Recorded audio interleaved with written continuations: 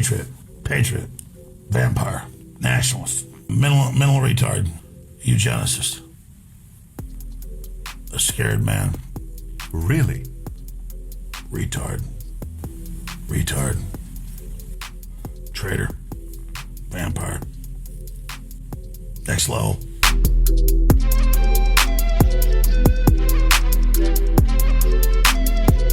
Welcome in and welcome back to Hybrid Studios and to the Coliseum. My name is Logan Hyder. I appreciate you for being here today. You could be, as always, anywhere else in the content world, and you are here with me today, and so we're going to try to make it worth your while, and we're going to have some fun today. We have, as always, some stories to warm up with and some stories to wrap up with at the end, but the big story that we're going to be talking about today is the big game, as many places had to call it, the week leading up to the Super Bowl. Super Bowl 60, that is what we're going to be covering today. So let's get to it. Let's have some fun, shall we? Sonny Jurgensen is still, I don't know if it's Sonny Jurgensen or Sonny Jurgensen, is still one of the greatest passers in NFL history and was doing this in the 50s to the 70s. First of all, the 50s to the 70s, that's 20 years. I don't know how long his career was, but let's see what we got here. Wait. Hold on now. What's that? Okay, we're going to go right back to from the back of the end zone. Okay, there he's going to the back of the end zone. I mean, that was a great toss, yeah. What was that, a jump pass? Okay. Getting out of there. I wonder if they had to colorize this footage. I'm so serious. Like, this was a long time ago if it was in the 50s. There we go. That's crazy. That's crazy. Black and white footage, and dude is throwing dots. That's a great toss right in the hands. Great drop back. Oh, between two defenders right over the middle with a little slant route. Oh, another deep end there, it looks like. Maybe a corner. They ran a lot of corner routes in this video. He's going deep and over the middle a lot. Off his back foot. Okay. Sonny Jurgensen. That right there is insane. Look at that. Oh my God, you're watching highlights of all of this stuff, and it's like your local southern, like, tractor dealer.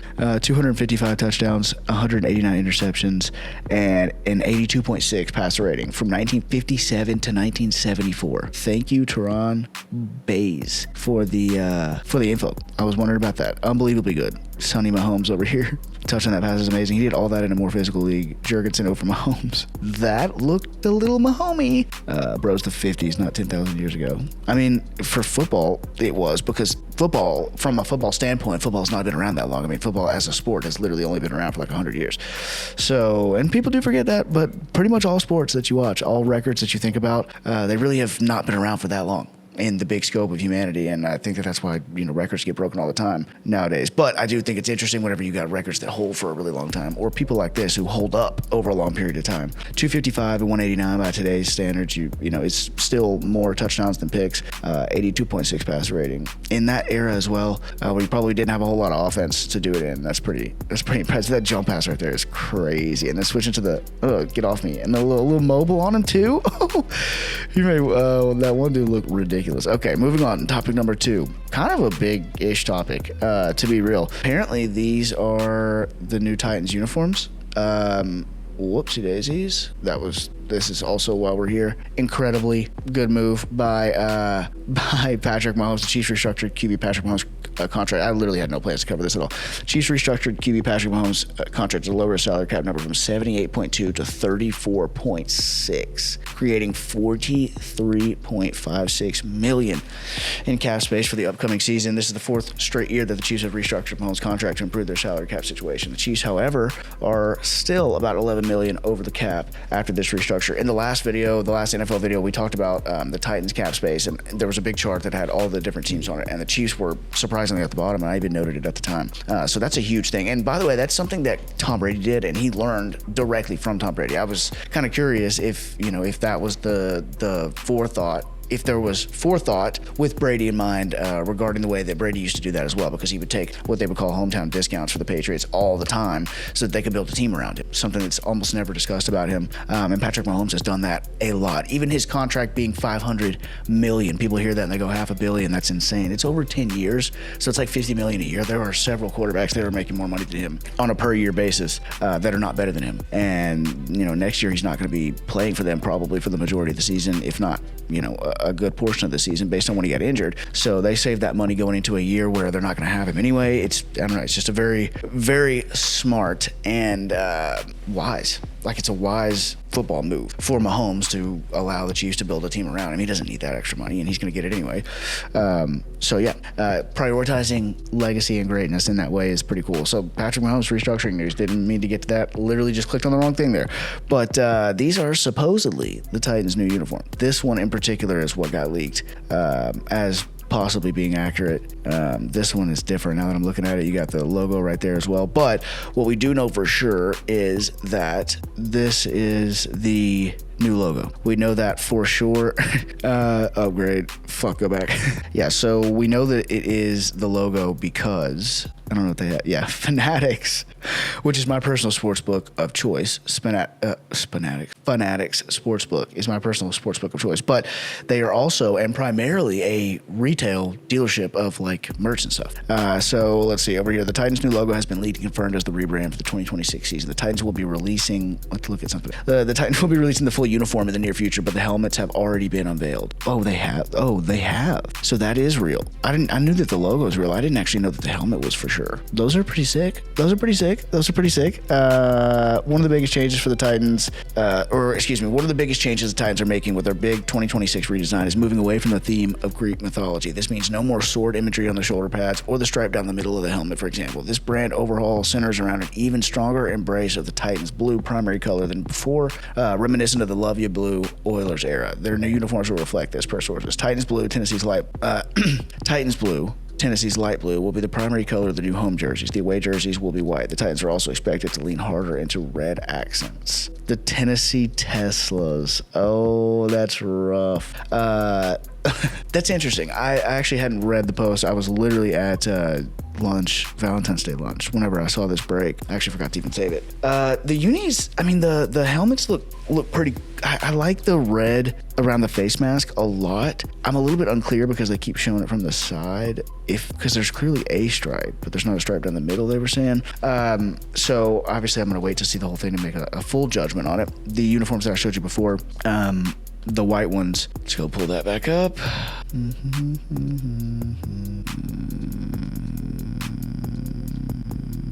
These I don't remember where it was that this got like leaked or like unofficially confirmed. Like this is very likely kind of what you're looking at, I guess, with the blue number and then the double red stripe on the sleeve. If the TriStar's on there in some way, shape, or form, I would love that. The red accents, the leaning into the red accents, I do love. See, in this image, there's a blue stripe down the middle, so that's interesting. They are getting rid of the navy blue as well. Those are so gross. I love the baby blue, the light blue. I do think that that's an incredible move. Whenever I use the Titans in the game, I very often will wear the Oilers uniforms or just the Color Rush ones that have this color in it. I don't like the navy blue very much, and so I'm glad that they're moving away from that. But I wish they would have kept the sword. I wish the sword was the T and they incorporated that instead of it being a T. It does kind of look like the Tesla's T a little bit. Oh, I forgot that I saved this right before I started filming too. Let's see what Keith Bullock, Titans legend, and Nate Washington, who also played for the Titans. I'm sorry, Nas Cook, I don't know who you are, but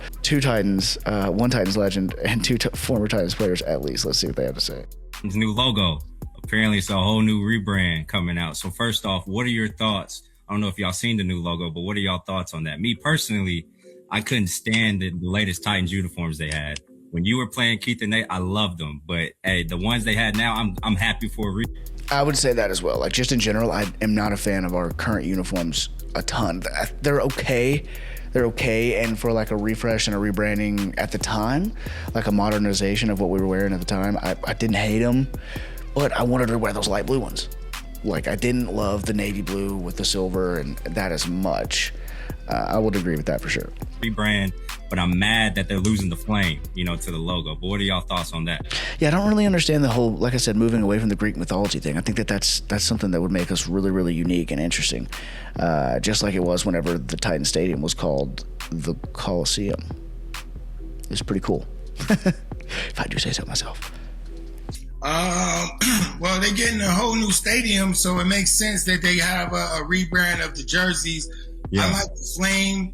It kind of goes with the whole mythology of the the whole Titans theme and everything. But hey, I get it. You know, the T with the 3 stars in it, you still keep that.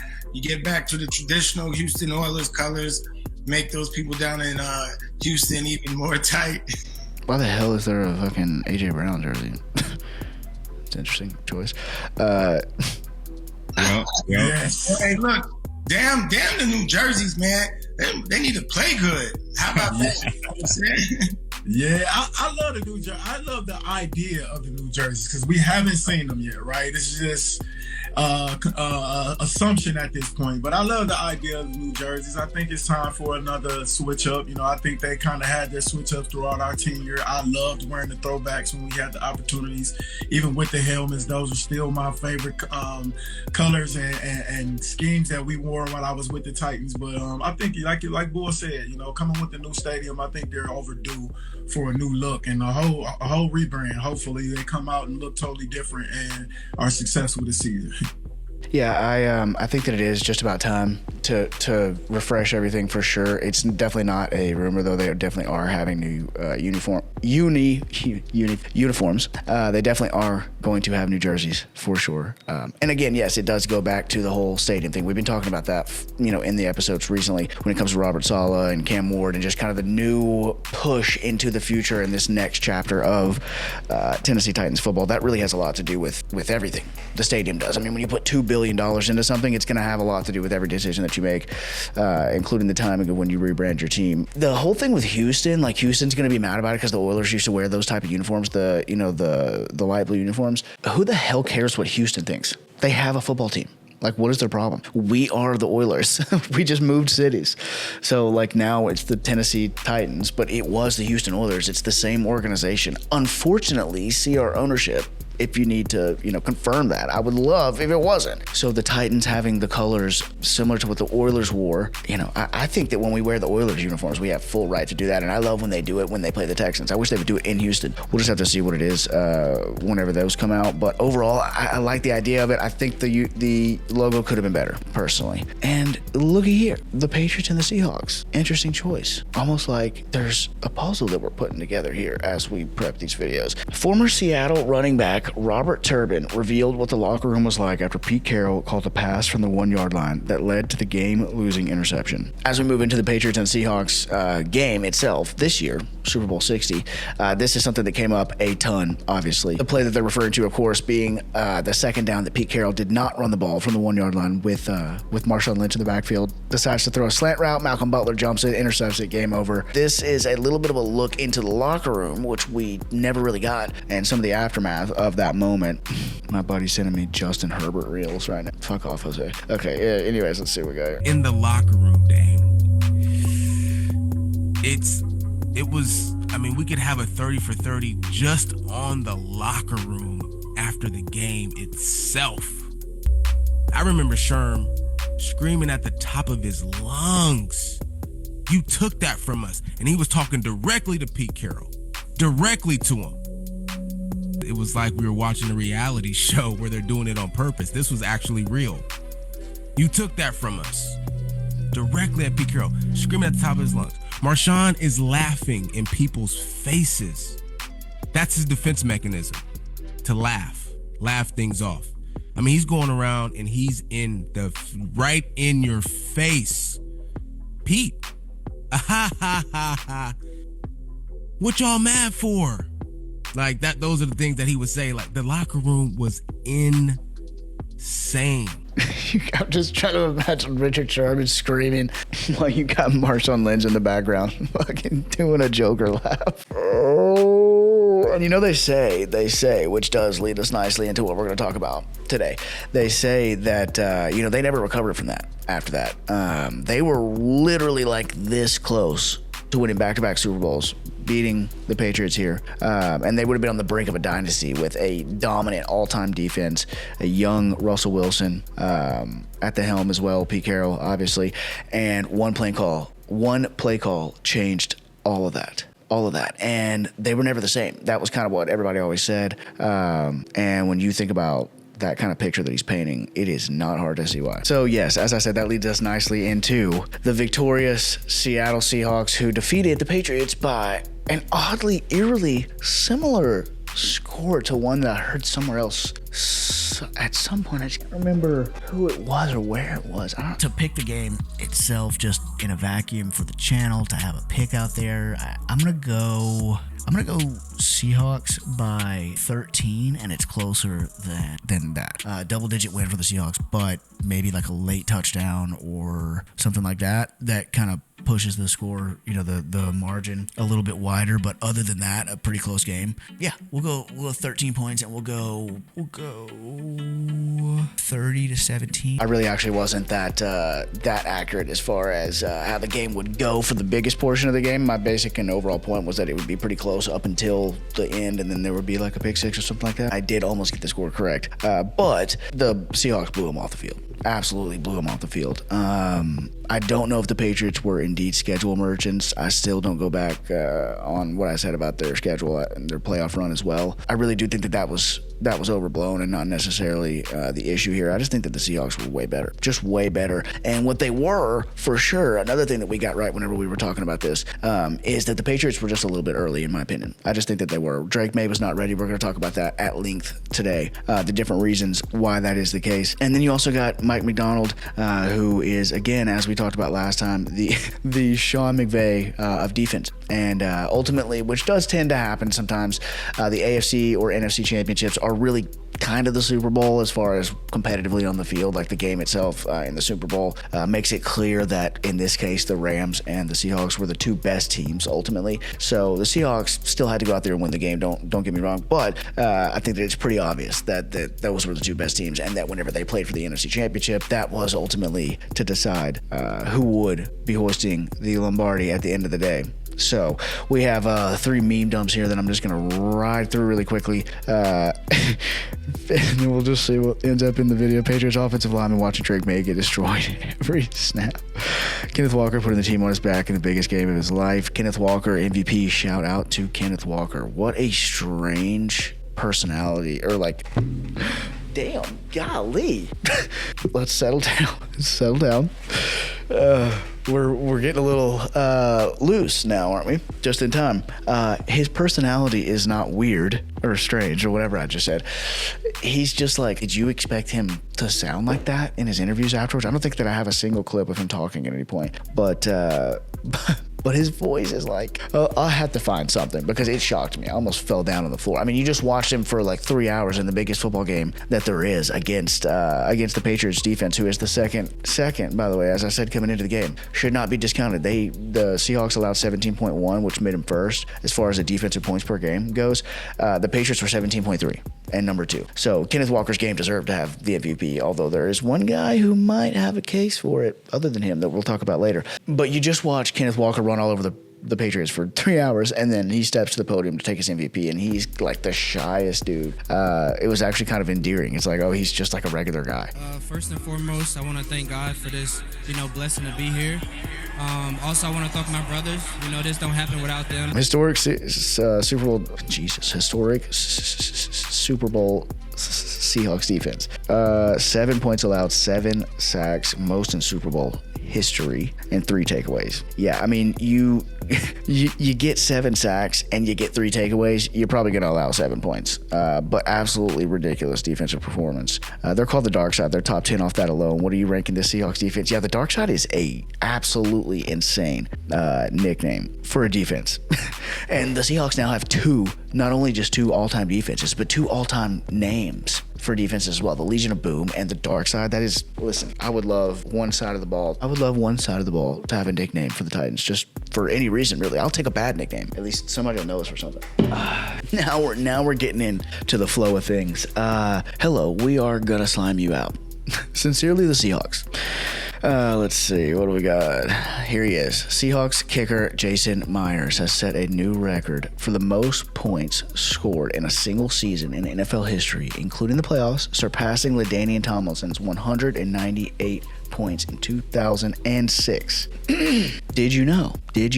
Kickers, very, very often the highest scoring player, both in the season and they hold a lot of the all-time scoring records as well, including No. Wait a second. Yeah. This is not separated for anything other than points. Points scored. So that's touchdowns, field goals, extra points. Adam Vinatieri, Morton Anderson, Gary Anderson, Jason Hansen, John Carney, Matt Stover, George Blanda, Jason Elam, Robbie Gold, Mason Crosby, Sebastian Janikowski, Matt Prater, Steven Goskowski, Phil Dawson, Nick Folk. Why is he... Oh, active players are in caps. I was like, why are you yelling? Justin Tucker, Matt Bryant, Norm Johnson, David Akers. All kickers. The top 20 point scorers in NFL history. All kickers. And in this particular game, Jason Myers had like 5 field goals. He scored like all their points, and he outscored. I'm almost positive it's in one of these, but he outscored the Patriots by himself. Stephon Diggs enjoying his final moment of freedom before being taken to jail. Oh my God, I've said this in like 4 or 5 videos. Like I feel like I've said it in like every NFL video at this point, and still not talked about Stephon Diggs. Basically, the long story short was Stephon Diggs, as soon as the Super Bowl clock hits 0. Yeah, he headbutted a chef, allegedly headbutted his private chef after he refused to pay her, and she tried to get her money back, or tried to get her money that she was owed. He headbutted her, and he was in he was in court the other day for it and pled not guilty. But yeah, basically they pushed it off till right after the Super Bowl, which is just wonderful. Just a real good look for our legal system there. Never forget that 44-year-old Philip Rivers got up off his couch and had the Super Bowl champions on the ropes after literally 3 days of practice. That's true. That was who he played that week. Because all week everybody was like, the first game he's got to play is against the damn Seahawks. They were up with 47 seconds left. 44-year-old Philip Rivers did that. And then who did I just get done talk about? Synchronicity. Jason Myers from the parking lot finishes off the legend Philip Rivers. NFL fans to Sam Darnold after preventing the Patriots from winning another Super Bowl. Careful, he's a hero. Sam Darnold showed the Minnesota Vikings his Super Bowl ring. Oh, my whole computer is freezing. There's so many memes open right now. 49ers fans watching the Seahawks raise the Lombardi Trophy on their home field. DeMarcus Lawrence controversially said he left the Cowboys because he'd never win a Super Bowl in Dallas. He won a Super Bowl in his first season after leaving the Cowboys. I remember him saying that. Yes. And then, by comparison, this is what rejection and envy looks like. There's some clown shit. Calling me a clown won't change the fact that I told the truth. Maybe if you spent less time tweeting and more time winning, I wouldn't have left. DeMarcus Lawrence. Oh my God, what a dog. Let's hear this. Made my home there. My family lives there. I'm forever going to be there. But, I know for sure I'm not going to win a Super Bowl there. So, yeah. We here. We here. DeMarcus Lawrence, welcome to the Seahawks. Thanks for joining us. That is incredible. That is incredible. I was just kidding. Come on. You guys know I was just kidding. Everyone who said Drake May should be the MVP watching him in the Super Bowl. Yeah, that's also not a good look. Not a good look for MVP voters of Drake May. I very much was a Matthew Stafford for MVP guy. I'm glad that. So I'm gonna have to chat with you later. I was definitely on Stafford over May for sure. Planned out to talk about that in the last video, and I ran out of time. But definitely Stafford was the move. There was like 3 quarterbacks ever who have had 45 touchdowns, over 45 touchdowns in a season, and they all won the MVP except for one who lost it to a guy, Aaron Rodgers, who had 46. So that one, obviously, in case you're having trouble tracking, it doesn't count. So would have literally had to break historical precedent for Drake May. I like Drake May a lot, and I was very, very, I was higher on the Patriots than many were going into the Super Bowl. But Seahawks are finally getting a Super Bowl ring over the Patriots. I was higher on the Patriots than many, although not this high on the Patriots. Wow, I love how this is going right now. It was over before it even started. $1 million bet on the Patriots by Drake, who then literally retired from sports gambling. It was this. Mike Macdonald pushed this man over the edge and made him quit sports betting. Literally, that's what he said after this. But I wasn't this high on the Patriots, but I was pretty high on the Patriots. But Matthew Stafford was a clear MVP, and it was not a great showing for Drake May, as we will get to eventually here. Will Campbell, I'm going to fight and die to protect Drake May. Will Campbell. The child Bad Bunny gave his Grammy to during his halftime performance was Liam Conejo Ramos, the 5-year-old boy detained by ICE. I'm just going to move move right on past that one. Drake May in Super Bowl 60. Leave him alone. His career will be over soon, okay? It will be over soon. Sam Darnold, another guy that we're going to talk about quite a bit here in a minute. This is a crazy stat that you can now say about him. Sam Darnold has more Super Bowl wins than Dan Marino, Josh Allen, Lamar Jackson, and Joe Burrow. He has the same amount as Aaron Rodgers, Drew Brees, and Brett Favre. 3 Hall of Famers. Honestly wish Dan Marino would have went to a better team at some point in his career just to get a ring, because fuck, he deserved one, and that's coming from a Dolphins fan. Oh my lord, the Vikings Super Bowl locker room embraces Sam Darnold after the Super Bowl win.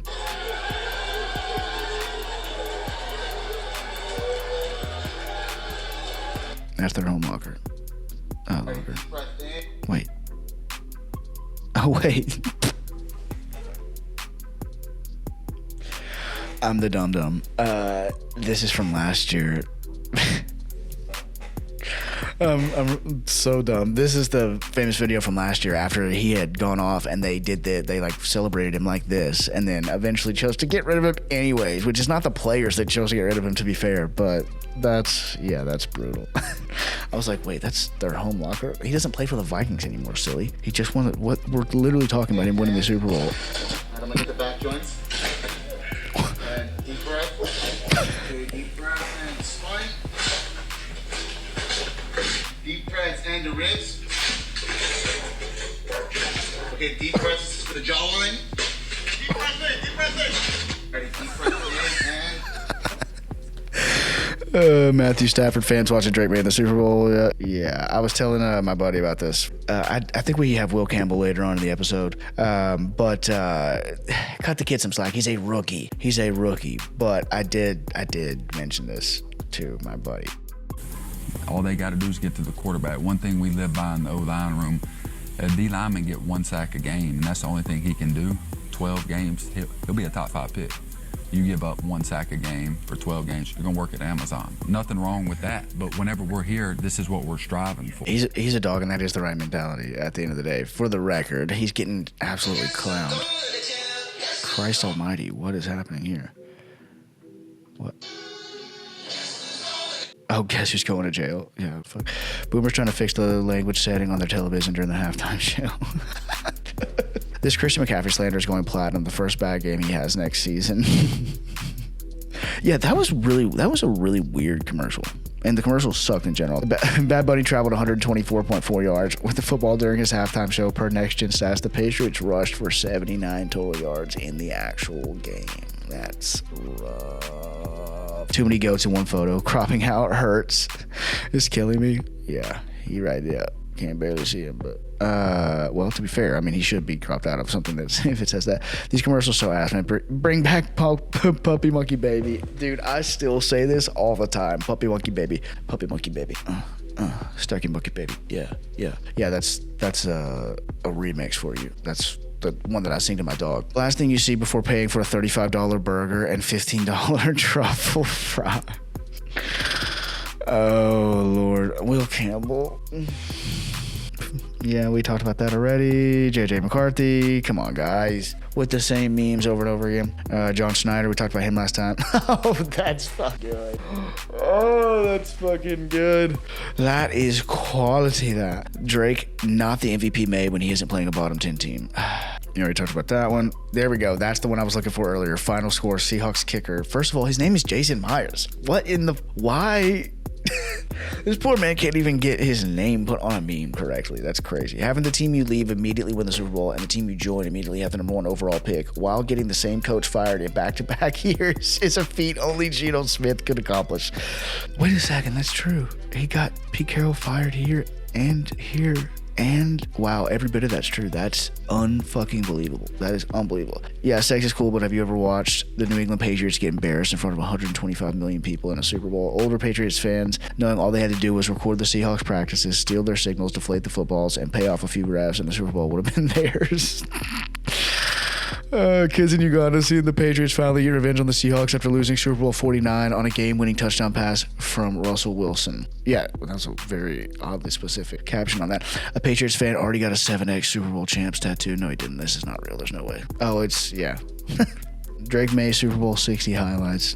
What are you about to do? Oh my gosh. Yes. That's 2. Well, we know how many more are left. That's 3. Number 4, I have a feeling is incoming. Oh no, this is just a super bad overthrow.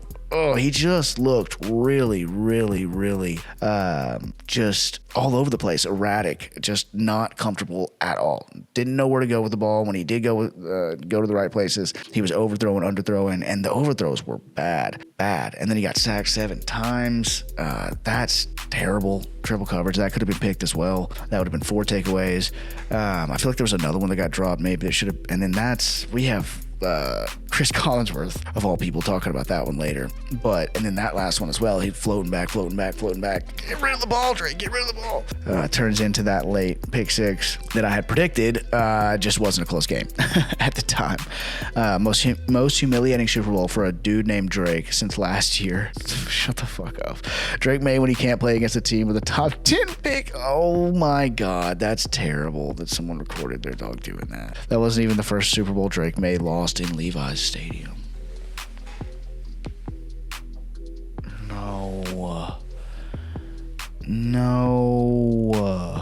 Oh, wow. Will Campbell lied his ass off on draft night. Leave this man alone. Drake May, what kind of tone are you going to set on this offensive line? I'm going to fight and die to protect them with everything I got. Congratulations. Now, what do we, I mean, airport security on September 11th, 2001. Career Super Bowl rings, 1. Bad Bunny, LeBron James. Oh shit! Stephon Diggs, as soon as the clock hits Super Bowl, already did that one. Stephon Diggs getting back home after losing the Super Bowl. He's going to jail. Yes. Oh, and then there was this as well. Stephon Diggs, not only does he have that going on, but him and Cardi B unfollowed each other on Instagram, which I can't believe I just said out loud. Like, I care about. And then they broke up, I guess. And now he's probably going to get released by the Patriots as well. So moving into a little bit more of the specifics of the people and some of the stories involved in the game itself. The first thing that we're going to talk about is Mike Macdonald, but specifically a really, really interesting piece of Mike Macdonald's story, which is the fact that he developed his scheme in Madden, which I don't know if we've talked about this a ton, but I do think that there are going to be offensive coordinators, defensive coordinators, coaches that use Madden either as a tool or come from Madden, as in like that's where they learned the game. Like maybe they don't even play, or maybe they do play, but then they use that to educate themselves or build systems like this and then become coaches in real life. Like basically it's like another kind of, pretty fascinating way to get into it. So let's go through this real quick. Kurt Beninckert, who does Madden, he's a former NFL quarterback. He does a lot of things. Really like him a lot as a content creator. Oh, this is actually with EA Madden NFL as well, which is smart of them to do. But Madden translates to the real world. How do we know? A coach who learned the game through Madden just had one of the most dominant Super Bowl defenses of all time. What's crazy too is that if anybody has ever played me in Madden, this right here is my favorite formation by far. I run it the entire game. Babe, just 5 more games. I'm learning how to be an NFL head coach. Yeah. So this is just, I thought we were going to explain that. Okay, well, that's okay. We got this other post.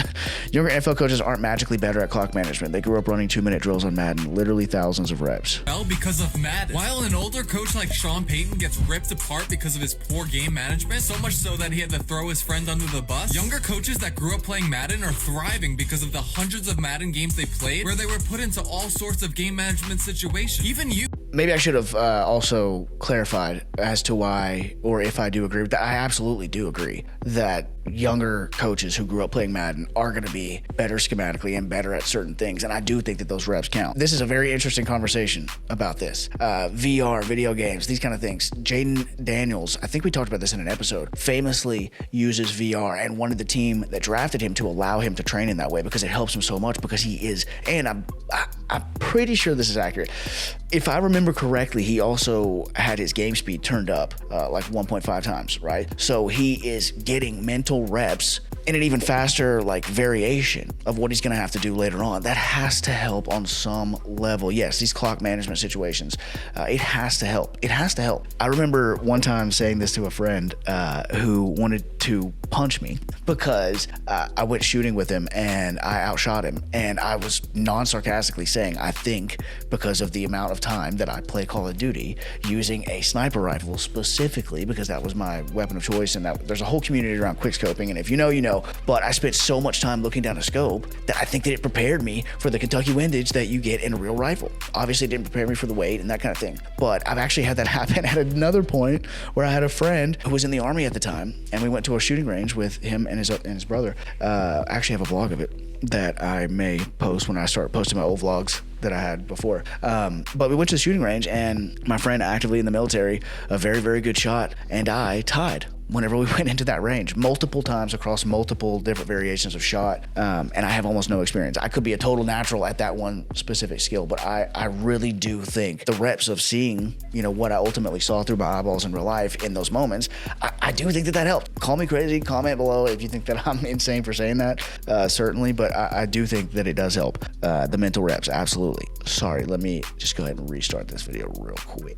Over the NFL because of Madden. While an older coach like Sean Payton gets ripped apart because of his poor game management, so much so that he had to throw his friend under the bus, younger coaches that grew up playing Madden are thriving because of the hundreds of Madden games they played where they were put into all sorts of game management situations. Even you watching this video probably have more game management practice from playing Madden than someone like Andy Reid. Someone actually came up with a stat that measures how often coaches waste timeouts, and Ben Johnson, who grew up playing Madden, wasted the second fewest timeouts in the NFL this season. All I'm saying is if pilots learn to deal with emergencies through virtual... That's what I was just talking about. That's what I was just talking about, the virtual reality. It has to help. It has to help. I can't wait to have an Oculus so that I can download the boxing game that's on there. That's really the main reason why I wanted it. I've wanted it forever at this point. Slowly but surely I got into it. This is a conversation for another day about the Oculus, the MetaQuest. That's the one that I want. See, I'm still getting into it, and it's a long time coming. But the main thing that really pulled me into it, I swear to God, was the boxing game, because you can map out a ring, you know, a ring size. The video that I saw was from Tony Jeffries, where he is boxing someone through the game, a real person who also has it mapped out to their ring. And like, my boxing coach is now in Philadelphia.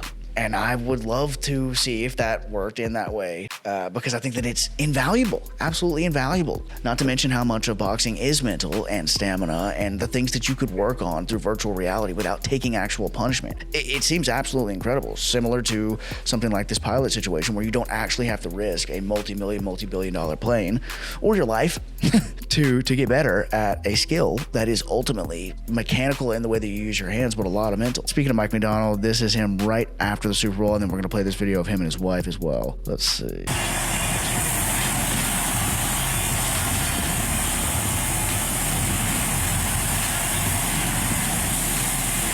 You're telling me that guy doesn't have just a little, like, it didn't nick him? You're telling me that? Watch the way he looks. I'm sorry. It's such a beautiful moment. But watch the way he just stares.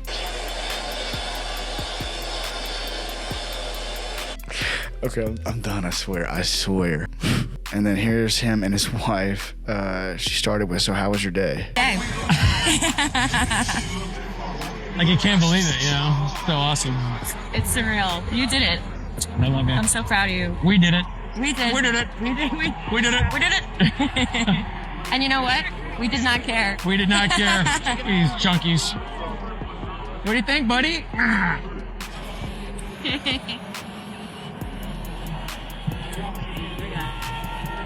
Jack, one day you're going to really like this day. That's pretty cool. That is pretty cool. Next, we have Sam Darnold. First post that I have pulled up here is from Max Brown. I played with QB.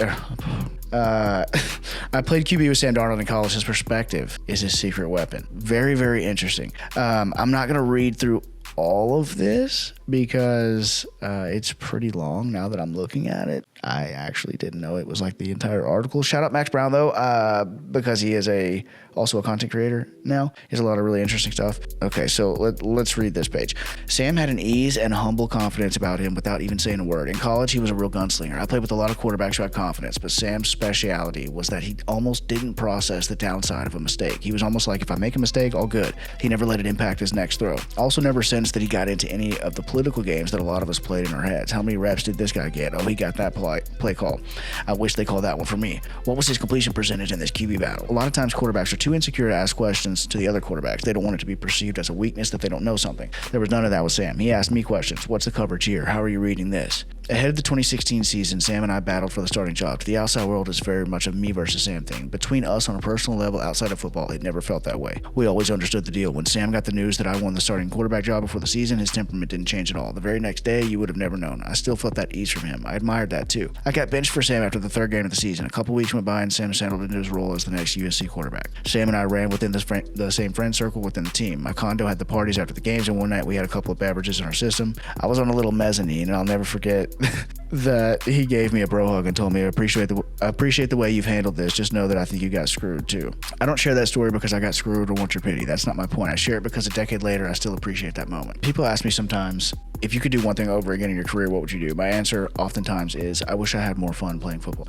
People would tell me that in the moment, I was never able to fully get myself there. It was always people would tell me that in the moment, but I was never able to fully get myself there. It was always so intense for me. You know, the Mamba mentality, the work, the process. When I think about guys who were not that way, Sam is the first one that comes to mind. And I think that's why Sam never lost himself when things got tough during his first 8 years in the NFL. He stayed light and kept perspective. That mindset didn't just help him survive the challenging times, it propelled him to the Super Bowl. Very interesting. Very, very interesting perspective there from Max Brown that we appreciate about Sam Darnold. Sam Darnold was considered a bust. He spent 3 lackluster years with the Jets. He was an afterthought on the Panthers. Played backup for the 49ers. You know what I would say about the Max Brown thing real quick is that is a very good note to stay loose and to try to have fun. That's what I try to do with this, and that's why I get upset with myself, and it becomes not as fun whenever I'm just trying to make it perfect, so bad. That's why the intros can sometimes trip me up, because I don't know, it's like 3 sentences, but if it doesn't come out the right way, I feel the need to restart it, and it's silly, and a lot of times I end up going with the first one anyway. So the ability to be loose but focused, that balance, as we talk about all the time, balance, yes, focused, yes, knowing what you're there for, and very, very much going after it and being ambitious, but also loose. Have fun, enjoy it. That's what we're here for, is to have fun. That's why I start out every video saying that. Sam Darnold was considered a bust. He spent 3 lackluster years with the Jets, was an afterthought on the Panthers, played backup for the 49ers, lasted just a single season on the Vikings. Now he's a Super Bowl champion. Resilience is not about how many times you get knocked down, it's about how many times you get back up. People think progress is linear, but it's not. The reality is you don't always get 1% better each day. There can be long valleys and plateaus. You've got to love your craft, you've got to love the people you do it with, and you've got to keep showing up. It's always just been about putting in the hard work every single day, says Darnold. Let's go ahead and go to his. I'm here because of their belief in me, and they believed in me throughout my entire career, and I think that's why I was able to believe in myself almost ad nauseum. Some people called me crazy throughout my career for believing in myself so much and having so much confidence, but it was because of my parents, because of the way that they believed in me throughout my entire career, and it allowed me to go out there and play free and have a ton of confidence. Good for him. I love that. I love that part of the story, and that's why we are talking about it, because I think it's amazing. I really do. Usually a crier, an emotional person. Go for it. No, I'm not going to cry right now, but man, just to be able to share a moment just now, 5 minutes ago with my parents, and Katie, my fiance, my parents, they believed in me. They believed in me from when I was a child playing this game. I would make mistakes. I would make mistakes off the field too.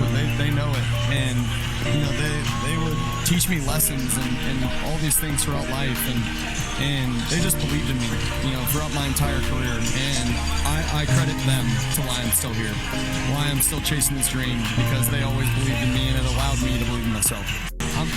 I gotta be honest, that music was ridiculously loud. Anyways, in all seriousness, that is amazing. And I'm super happy for Sam Darnold. I really am. And this is the moment that he was just talking about with his parents right after the game. Here it is. I love you, brother. We won every game. I love you. I'm so proud. I'm so proud. We're proud of you, Dad. kidding. I'm here because of you guys. Believe in me. I love believe in yourself. All right. had some ups and downs, but Winning is fun. Winning's fun. Winning's fun. Another guy who had a really good night, Kenneth Walker, as we talked about, he won the MVP. He is the first Super Bowl MVP from Tennessee. Fun fact, he played in Memphis. Let's see if I can actually play where he played at. He's from Memphis, not Tennessee. Oh, that's hilarious. But low-key, probably who should have been the MVP was, as we talked about, Jason Myers. Jason Myers with the quietest most points in NFL history season ever. Yeah, we talked about that earlier and just like kind of slid right over it. But most points in an NFL history in a season is now Jason Myers. Lots of kickers on that list as well. LaDainian Tomlinson famously broke that record that was held by Emmitt Smith for 11 years, but that's now been held for almost 20 and was broken by Jason Myers. So, despite the fact that he did not win MVP, 5 for 5, outscored the team. You couldn't even vote for Jason Myers. Here it is. Look, not even an option, which is insane. I don't even know who those two guys are, literally. Moving over to the Patriots side of things for just a minute, we want to focus in on Drake May, as we did a little bit earlier. Really not a great performance for him. Something that's really unfortunate because it's one of those things where you get to the Super Bowl and you finish as second in the MVP voting. Hello? That was my power that just went out, but I think we're still good. Anyways, it's raining. That's why it's so fucking dark in here. I gotta use my laptop like a fireplace to light my face, damn near. I do have a lighting setup just for the record. I'm in my living room right now. I don't want to set all this shit up. Anyways, this surely can't be who people thought was the MVP. The one time Collinsworth was left speechless. Yeah, let's play this clip real quick. Sorry, that distracted the shit out of me. 50 to go. Trying to step up and shoot one downfield. It's intercepted. Oh, and here goes the Wi-Fi going out. Fuck my life. 1 second, everybody. I was thinking, like, this is probably going to affect this at some point, right? Somehow. I think that maybe the next video will play anyway, though. So let's see. This is Julian Love talking about Drake May and why he was going to be able to intercept him. Before he intercepted him, Drake May will bounce back. Sorry, that's what I was talking about right before I got super distracted. It's really unfortunate because he is going to go into the offseason thinking about how badly he performed, and everybody's going to be talking about how badly he performed in the biggest moment and all this kind of stuff. Meanwhile, he led his team in his second year to the Super Bowl. So, anyways, this is fascinating, though. Let's hear Julian Love talk about this.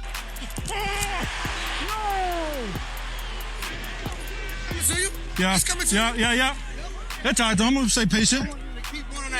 I'm going to give me one. Classic young quarterback. As soon as that back foot hits, he's going to where he wants, but he's pausing for a second to confirm that he's open.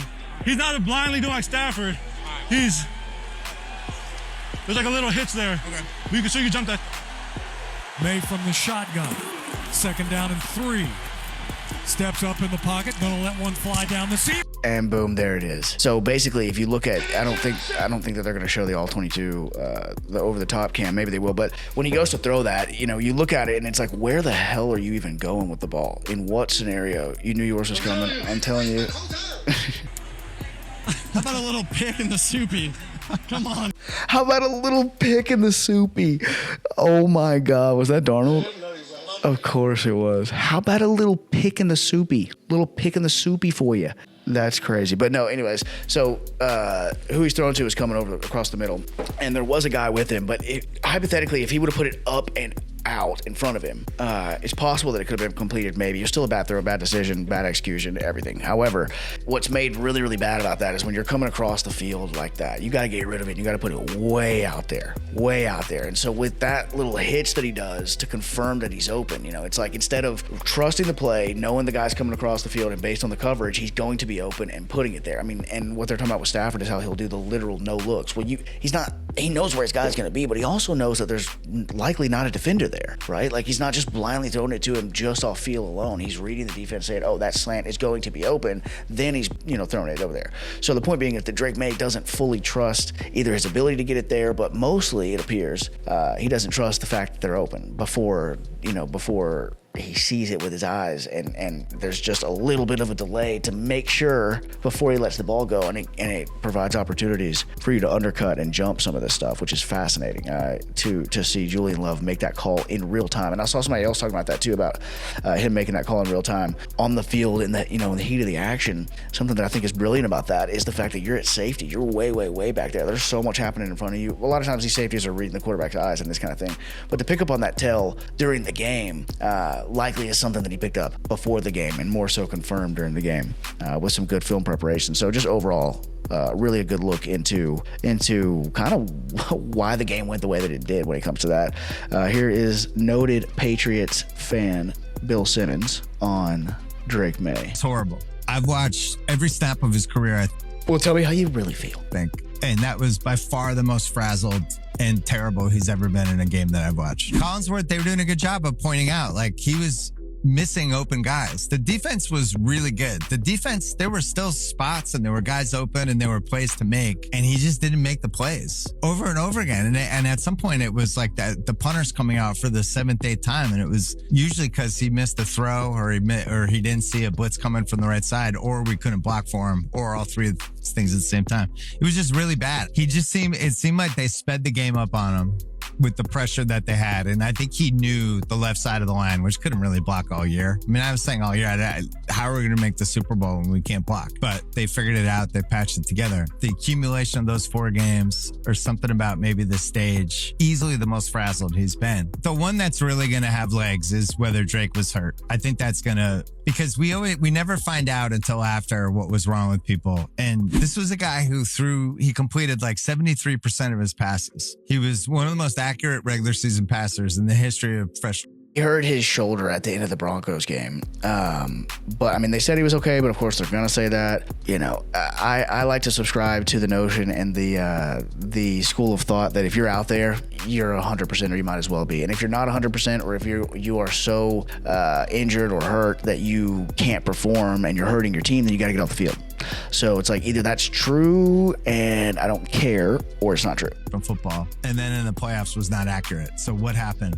He was horrible. See, he opens himself up to the schedule talk whenever he says something like that, because he is playing way better defenses, which I don't care about. I don't think it's that big of a negative. But it is true that he's playing way better defenses in the playoffs, and he did underperform, or perform a lot less good. What the fuck am I trying to say? He's just a year early. He'll be okay, in my opinion. Probably is the worst game he's played, but who cares? And that brings me nicely to the next couple of posts that I wanted to talk about that are just, I guess, overreactions is a way to put it, but in general, it's, yeah, I mean, rage baiting, another way to put it, trolling. Since we were talking about Drake May, we'll go there first. Drake May had the most passing yards in a single quarter of a Super Bowl in NFL history with 235 yards in the fourth quarter. Then Paulie Market says clutch. And then this guy says he had 60 yards entering the fourth quarter and 0 points. Let that sink in. Congrats, I guess, Dak numbers. W stat pad. It's not Drake May's fault that they posted this at all. I hate this kind of stuff. I hate this kind of stuff so much, because this is football forever, knowing what they're doing, which I don't know. As a creator, it's tough because, of course, I'll title stuff sometimes in a more aggressive way, or I'll maybe exaggerate certain parts of things to troll or just to joke around or whatever. But they don't ever. It's kind of like with the fake news outlets. Like, it kind of just bothers me a little bit that they just post this with no context, when it's absolutely 100%, we all know, like, they're not posting that to genuinely be like, I guess this is the point, right? They're not posting that to genuinely go, like, to genuinely shout out with well-intended, in a well-intended manner, Drake May's fourth quarter performance. That's not why they posted this. They posted this because they know that people are going to comment shit like this. Proof that he needed Kadarius Toney is fucking hilarious. But LMAO Drake stat pad May with 2 clowns, 1,200 likes. Congrats, I guess. 521. He had this initial one I read, 5,934 likes. There's more likes on that than there are comments on the entire fucking post. It's just rage baiting. It's just annoying the way that I don't know. Again, I participate in a little bit of the same thing, but shit drives me crazy. It's like, and the reason why it drives me crazy is because Drake May will have this perception put on him that he's a stat patter now, and et cetera, because of the schedule thing, and because of, stuff like this. When it's like Drake May, he's down by a bunch of points and they're throwing more, and so he accumulated yards, yes, towards the end of the game. Drake May's not flying flying a banner. They're not fucking having a parade over this. This is a post on Instagram.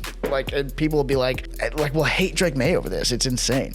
Most Super Bowl losses in NFL history. Another one that's hilarious. Breaking. The Patriots have now lost their 6th Super Bowl. Oh, look, it's also about Football Forever. I didn't know that. I use their posts a lot, like the graphics, but guys, we gotta do better. We gotta do better with this. Breaking. The Patriots have now lost their 6th Super Bowl, more than any other in NFL franchise history. Oh my God. The Titans have been to 1 and lost 1. Many franchises haven't been at all. Many franchises don't have any wins. The fact that they have been... I can't believe I have to say this. The fact that they have been to enough Super Bowls to have 6 and have lost 6 kind of makes up for the fact that they've lost 6, I think, doesn't it? The 12 appearances and the 6 victories. What are you talking about? Who gives a fuck about this? This is the stupidest stat I've ever heard in my... And this word needs to be retired, just generally speaking. Breaking. The Patriots have lost their 6th Super Bowl. Because, that's the story that is important here, right? You can't lose if you don't go. 3,000 likes, precisely. Also have the most wins, so... Again, so obviously, not even creative enough to make it even seem like this is anything other than pure fucking rage bait. And that's coming from a Titans fan, not a Patriots fan, but this is just ridiculous. It worked though, 31,000 likes, 1.5K comments, and the last one had 40 something and 2.5K, so... what do I fucking know? And while I am eviscerating dumb narratives that have come out of the Super Bowl, of all the interesting things there are to talk about, and we're talking about some of this stupid shit because people are making it such a big deal out of the fucking Patriots losing 6 Super Bowls and Drake May having a bunch of yards at the end of the game, and fucking bettors are petitioning for the gaming control board to investigate this Kenneth Walker play from Super Bowl 60. Kenneth Walker's anytime touchdown prop. Are you surprised to hear that this is about betting? Are you surprised to hear that a bunch of sore fucking losers got together and wanted an investigation over this because they themselves mismanaged their bankroll and or bet on things they shouldn't have bet on and or are getting chewed out by their fucking wife for using all the rent?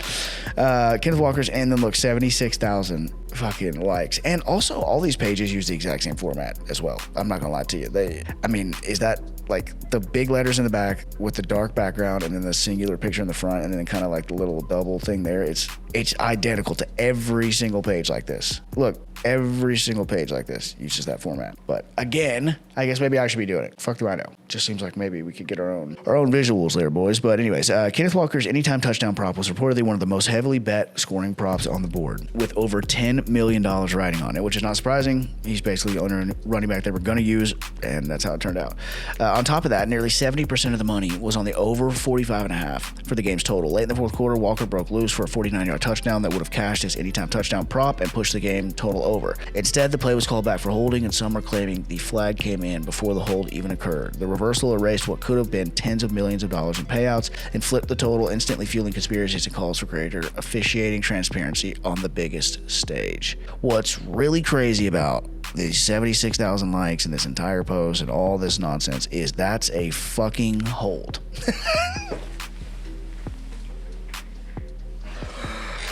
I mean, that's a hold. He fucking tackled the man at the point of attack, right when and right where he would have been able to possibly tackle Walker. He literally, that's his hand reaching out that you see there. Look at this. Right here is Spillane being held and about to be tackled by an offensive player. And here's Kenneth Walker coming through the hole, not fucking 5 inches away from him. No, but the NFL's scripted and Vegas made the call. Fucking brain dead morons, man. Morons. Control your bankroll. Bet and have fun with it. Win some, lose some. If you really want to make money, just do straights. If you're really just doing it for fun and want to do your parlays, fucking that's fine. But shut the fuck up with this bullshit when you lose, thinking everything's scripted against you. It's the childest shit ever. Like, it really is. It actually makes me so mad. I told this story before, but not on this channel. A few years ago, whenever the Chiefs won the Super Bowl because the Eagles got that holding call, I got into a back and forth with a friend of mine for a couple hours afterwards about scripting and whether the NFL scripted and how it wasn't a hold and all. He held him. They had been running that route all game, and then they ran a double move off of it, and he held him. Not once, but twice. I lost a bet on that. So did he. The difference being, one of us made up an entire fucking conspiracy as to why it wasn't our fault, and the other one didn't. So the last big story that we're going to talk about is James Pearce Jr. I usually have a bunch of stories here at the end, smaller stuff to talk about to wrap up, but we are well over an hour once again, and so I'm going to try to go through this before it becomes irrelevant, and then we will be out of here. Before we get into James Pearce Jr. though, please, if you are not subscribed, please do so. If you're still watching this video over an hour in, check for me, see if you're subscribed. Fuck my life. Statistically, you probably aren't, because most people that watch, even if they love the channel and watch every single video, are not subscribed. That subscription means a ton to the channel. And signing into an account that can subscribe also allows you to like and comment and do those things that you should be doing anyway. So find something in this video that you want to chat with me about in the comments, and I will definitely reply, assuming that it's of good taste, of course, and like the video and share it with someone who would enjoy it. More than anything, that's what I ask, to subscribe and to just share it with somebody who might like it. The channel, the video, all that good stuff. That's only the second time that I've even mentioned that in like an hour plus long video. So if you will, please, I would very much appreciate it. Helps more than you know. All right, James Pearce Jr., former Tennessee Volunteer, could have been literally the highest picked player in his draft class, talent-wise, and literally slid directly because of this kind of shit. James Pearce Jr., that guy. The entire James Pearce Jr. arrest story is horrifying. WNBA star Rakia Jackson told police that she broke up with Pearce, ending a 3-year relationship. Saturday morning while driving, she noticed that he was following her, and I actually haven't read this myself, which is why I refuse to not in this video covering it, because I would have fucking know what happened. It's already been like a week, and I haven't found out what happened because I've been waiting to cover it on the damn video. Saturday morning while driving, she noticed that he was following her in his Lamborghini. Rakia accelerated away and drove toward the police department. He got into his car, followed her, and then tried to rear end her car near the police station, which is brilliant. This picture, by the way, is him at NFL Honors wearing a, I would point out, crown of thorns Jesus chain. 48 hours before this. Yeah.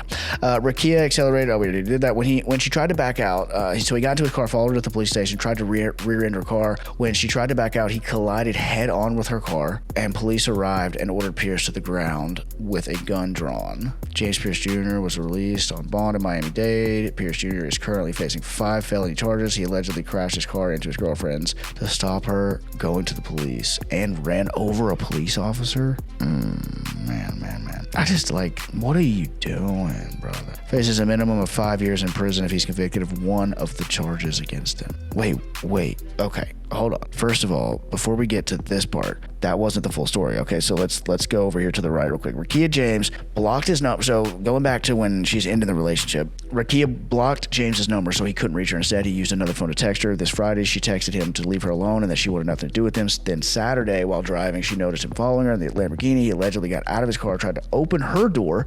She accelerated away, then drove to the police department. He got into his car, followed her. We talked about that part. Police arrived and ordered Pearce to the ground with a gun drawn. James got back into his car, locked it, started driving away, hitting a police officer in the knee. Pearce crashed at an intersection, attempted to run away, and then resisted arrest from many officers. I don't think she broke up with him. Probably did that man dirty for him to crash out like that. Now, what's his side of the story? You can tell that the story isn't 100% true. I don't know where you guys are getting the impression that James Pearce is the good guy in this story, but I'm going to go out on a fucking limb and say that's not the case. Falcons, regardless of what she did, Falcons defensive end James Pearce Jr. faces a minimum of 5 years in prison. A minimum of 5 years in prison if he's convicted of one of the charges against him. Aggravated battery on a law enforcement officer in Florida is a first-degree felony and has a mandatory sentence. Here's the video of him fighting off 7 police officers. No wonder he had 10.5 sacks as a rookie. Shit, dude. That's rough. And we hear all the time about police using way too much force in situations way less than this. I'm just going to go ahead and give a shout out to these officers that this didn't end way worse. Way worse. I mean, are we allowed to say that? Because this has accelerated aggression written all over it. Progression of force all over it. And my wife literally just walked into her cell. Good time to get out of here. We'll see you guys next time. I appreciate it. What? I literally just finished.